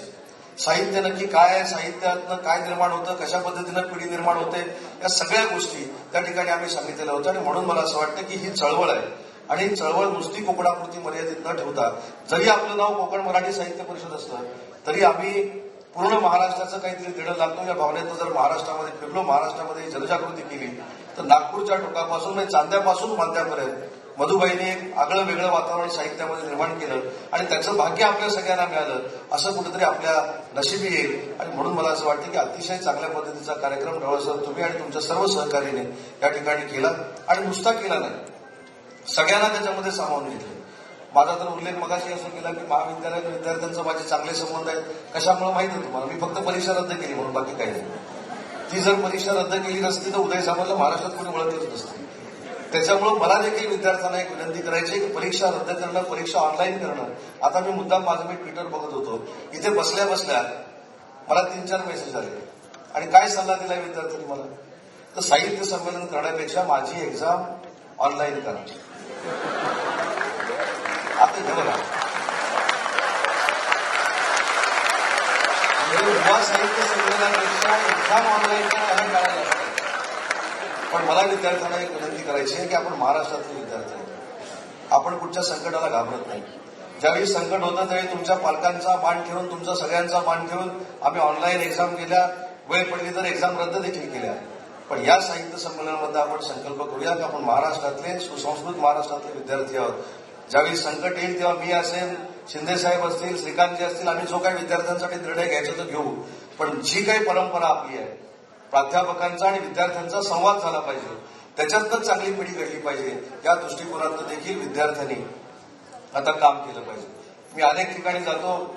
मधुबाई, ज्यावेळी मी परीक्षा रद्द केल्या त्यावेळी लॅपटॉपवर फोटो ठेवून देखील माझ्या आरत्या केल्या. का तर उदय सामंतनं परीक्षा रद्द केली.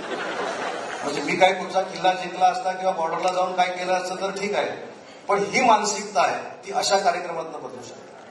आणि आता मला माहिती आहे, काल मी एक ट्विट केलंय श्रीकांतजी की आता परीक्षा ह्या ऑफलाईन होणार आहेत. पूर्वी जेव्हा एक्झाम रद्द केल्या तेव्हा मला असं बसवलं होतं खुर्चीमध्ये आणि माझ्या डोक्यावर मुकुट घातला होता आणि पोटावर लिहिलं होतं देव माणूस. आता मला माहिती आहे कालपासून सुरुवात झाली, हा देव माणूस नाही, हा राक्षस आहे. आणि पुन्हा एकदा ऑनलाईनच्या परीक्षा ऑफलाईन त्याने केलेल्या आहेत. पण मला असं वाटतं की हे कार्यक्रम जे आहेत, असे कार्यक्रम जे आहेत, साहित्याचे कार्यक्रम जे आहेत, ते देखील विद्यार्थ्यांची मानसिकता बदलत असतात.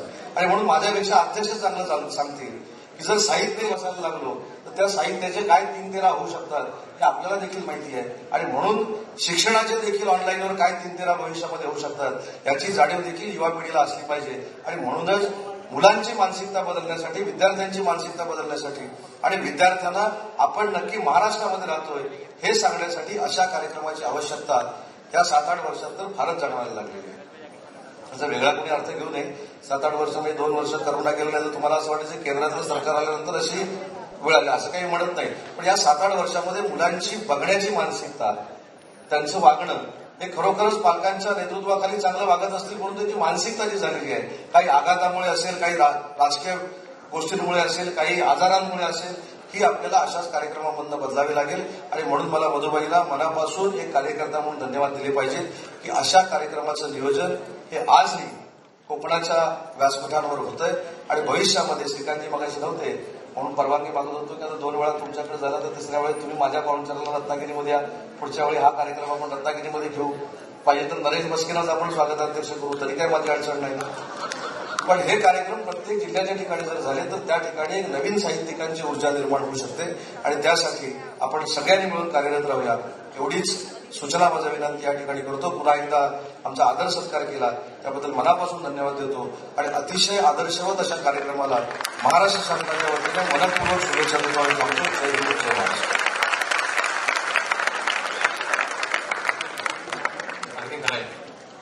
मंडळी, कोकण मराठी साहित्य परिषदेच्या या दुसऱ्या साहित्य संमेलनाच्या उद्घाटन सोहळ्याला साक्षात कोकण भूमीचे सुपुत्र उदयजी आज उद्घाटक म्हणून लागलो. हे सुद्धा एक वेगळ्या प्रकारचं भाग्य आहे असं मी म्हणेन. कारण खऱ्या अर्थानं कोकणातलं साहित्य हे संपूर्ण लहानपणापासून ते वाचत आलेले आहे. कोकणातल्या साहित्यिकांशी, लेखकांशी हा संवाद त्यांचा राहिलेला आहे. ही गोष्ट मला फार महत्वाची वाटते. मंडळी, या प्रदीर्घ काळ अशा चाललेल्या पण अतिशय अर्थपूर्ण अशा उद्घाटन समारोहाच्या शेवटच्या टप्प्याकडे आपण येतोय.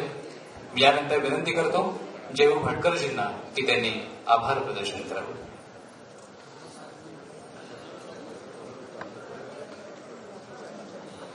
एक महत्वाची जी शंका सगळ्यांच्या मनामध्ये आहे त्याचं आधी निराकरण करतो की संमेलन अध्यक्ष प्रणवजी तिथे बसलेले आहेत आणि सर्वसामान्य संकेताप्रमाणे संमेलन अध्यक्षांचं अध्यक्षीय भाषण हे असतं. पण प्रणव आमच्या पिढीचा आहे.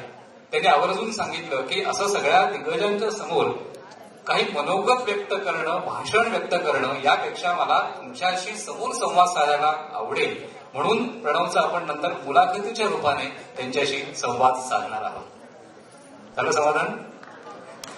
आता मी देवीजींना विनंती करतो.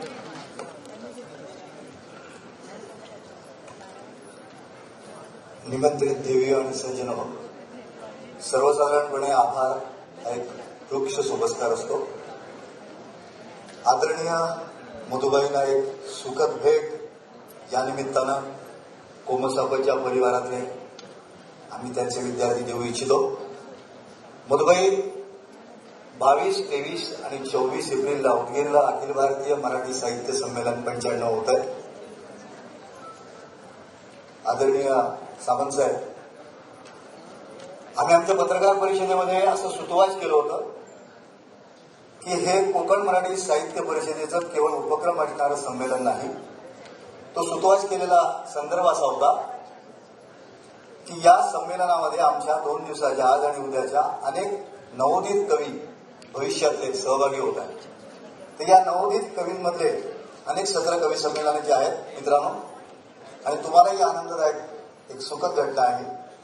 या 2 दिवसाच्या कवी संमेलनातले 2 कवी, एक कवी आणि एक कवयित्री, यांची नावं आम्ही उदगीरच्या साहित्य संमेलनाच्या संयोजकांना देऊ. आणि आम्हाला सगळ्यांना, प्रतिम ढवळना, नमिताताईंना जाज्वल्य आशावाद होता की कोमसापाची विनंती अखिल भारतीय संमेलनाच्या संयोजन समिती मान्य करेल. आणि तसं घडलं. योगायोगानं त्याच दिवशी या उदगीरच्या संमेलनाचे कार्याध्यक्ष मुंबईत होते. आम्ही त्यांना भेटलो आणि त्यांनी आपल्या आज आणि उद्या सर्वोत्कृष्ट कविता सादर करणाऱ्या 2 कवींना उदगीरच्या अखिल भारतीय मराठी साहित्य संमेलनाच्या कवी संमेलनात सहभागी होण्याचं निमंत्रण दिलेलं आहे. त्या 2 कवींची नावं उद्या जाहीर केली जातील. समारोहामध्ये त्यांचा सत्कार केला जाईल. हे सांगण्यासाठी मी आवर्जून तुमच्यासमोर उभा आहे. आभारामध्ये जास्त वेळ न घालवता माननीय प्रणवजी, आपण या ठिकाणी आलात. आपल्या मनाचे बोल ऐकायला आम्ही उत्सुक आहोत. उदगीर युद्ध संमेलन रत्नागिरीला घेण्याचं आपण निमंत्रण दिलेलं आहे. मधुबाई ते नक्की स्वीकारतील. मुणगेकर सर, तुमचंही विवेचन मी ऐकलं. खासदार श्रीकांत शिंदेजी, रमेश गिरजी, ज्योतिताई ठाकरे, जोशी सर, नमिताताई, आपणा सर्वांनाच मनापासून धन्यवाद. व्यासपीठावर आमच्या 7ही जिल्ह्याचे जे शिलेदार आहेत त्यांच्याबद्दल कृतज्ञता व्यक्त करतो. आणि सर्वात शेवटी भविष्याचे तुम्ही मराठी साहित्याचे शिलेदार आहात. तुमच्यातूनच अनेक प्रणव सदैव निर्माण होणार आहेत. विंदा तुमच्यातूनच निर्माण होणार आहेत. पाडगावकर तुमच्यातूनच निर्माण होणार असा आशावाद करून, आणि तुम्ही खऱ्या अर्थानं भाग्यवान आहात, कारण या सभागृहामध्ये गुरुवर्य अशोक चिट्टीसांसारखे गुरुवर्य जे दरवर्षी एक पुस्तक लिहितात असे बसलेले आहेत. मित्रांनो, आभार इथंच थांबतो. जय हिंद, जय महाराष्ट्र, जय बोमसा.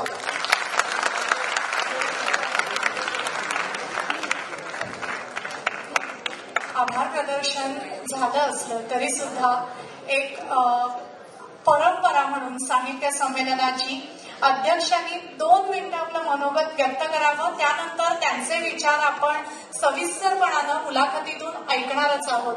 अध्यक्ष प्रणव सखल. एक शुभेच्छापर 2 शब्द फक्त. मुद्दामूनच मुलाखत या फॉर्मॅटमध्ये मी इकडे वर बघतोय, सगळी मुलं बसली आहेत, खालती सगळी मुलं बसली आहेत. आज आपण सगळे व्हॉट्सअपवर चॅट करत असतो एकमेकांशी. तर मला असं वाटलं की मुलाखतीतून आपण कुठेतरी तोच संवाद तुमच्याशी साधावा, आणि तुमच्याकडून सुद्धा काही प्रश्न किंवा तुमचं जे काही म्हणणं असेल ते यावं, या दृष्टिकोनातून मी ऍक्च्युली मुलाखत हे सजेस्ट केलं होतं. ती मुलाखत असली तरी त्यात मी माझे काही गंभीरच मुद्दे मांडणार आहे. मी उगीच ते काही पातळ करणार नाहीये. आज सगळे व्यासपीठावर मान्यवर आहेत, आणि होमसापचे सर्वे सर्वा, मधुबाई, उदय सामंतजी, मुणगेकर सर आणि इतर सगळे. मी इकडे खरं सांगायचं तर बोलणारा माणूस नाही, मी लिहिणारा माणूस आहे. त्यामुळे मला असं वाटतं की मी जे काही लिहिलेलं आहे किंवा मी जे काही माझ्या कथांमधून, कादंबऱ्यांमधून, कवितांमधून जे मांडलेलं आहे ते इथल्या बहुतांश मुलांनी वाचलेलं असेल किंवा ते याच्यानंतर वाचतील. मला असं वाटतं की आज इकडे आपण खूप जण काय काय बोलतोय की हे असं असं झालं पाहिजे, वाचन संस्कृतीसाठी हे केलं पाहिजे, ते केलं पाहिजे, किंबहुना मुलं वाचत नाहीयेत किंवा कुठेतरी सगळं कमी होत चाललंय. मला असं वाटतं की हे थोडं तुमच्यामध्ये जाऊन हे खरंच खरं आहे का याची थोडीशी आपण पडताळणी केली पाहिजे. इंस्टाग्राम असेल, फेसबुक असेल, ट्विटर असेल, ही सगळी तिन्ही हँडल्स मी वापरतो. त्याच्यावरून इतक्या वेगवेगळ्या भागातल्या, वेगवेगळ्या शहरांमधल्या, वेगवेगळ्या ग्रामीण भागातल्या सुद्धा मुलांकडून इतके वेगवेगळे प्रतिसाद येत असतात.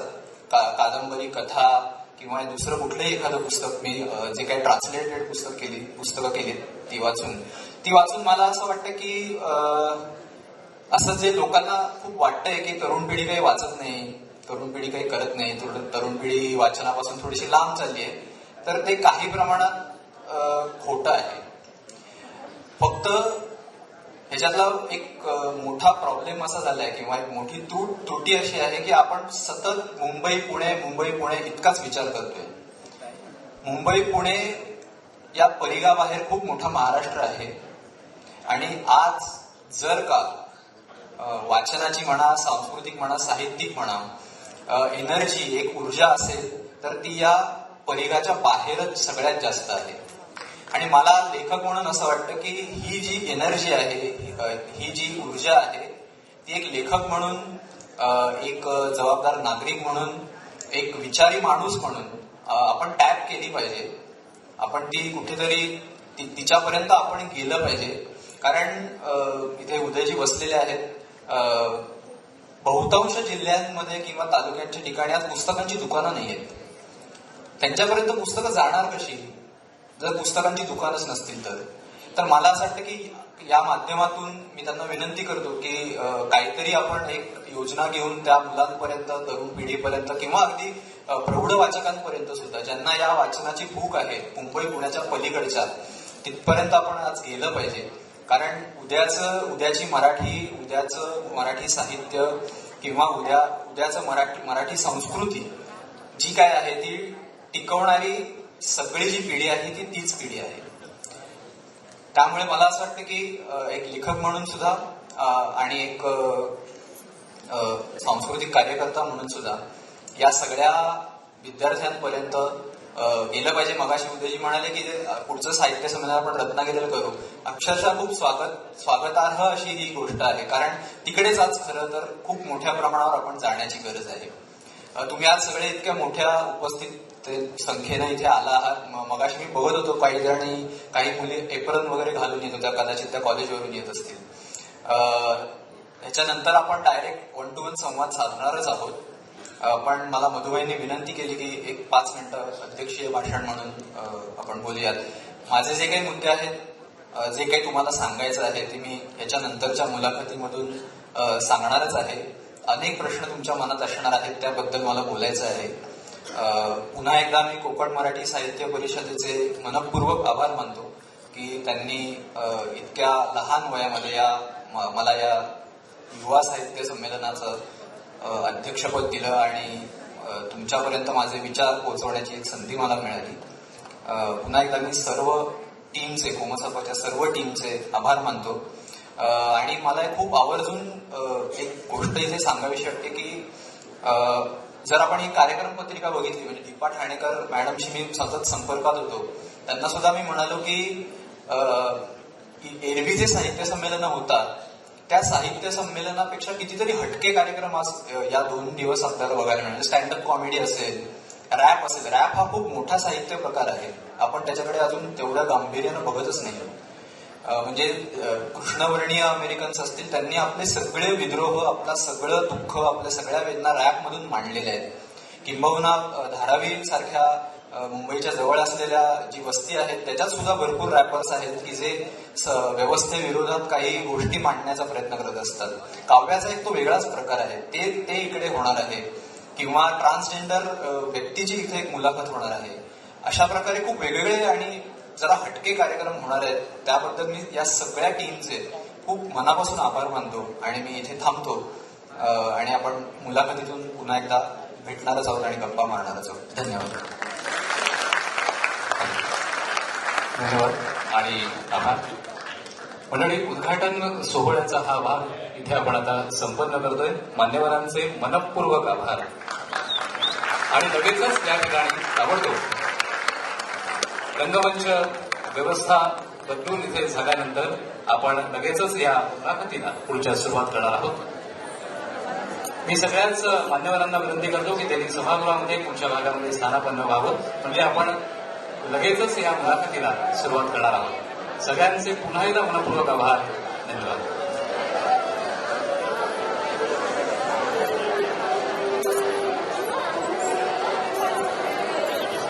सर्व श्रोत्यांना, रसिकांना, साहित्यप्रेमींना एक विनंती आहे की त्यांनी थोडा वेळ थांबावं, कारण आता खऱ्या अर्थानं अनौपचारिक पद्धतीनं आपल्या अध्यक्षांचं जे अध्यक्षीय भाषण आहे ते मुलाखतीच्या रूपानं आपल्या समोर येणार आहे.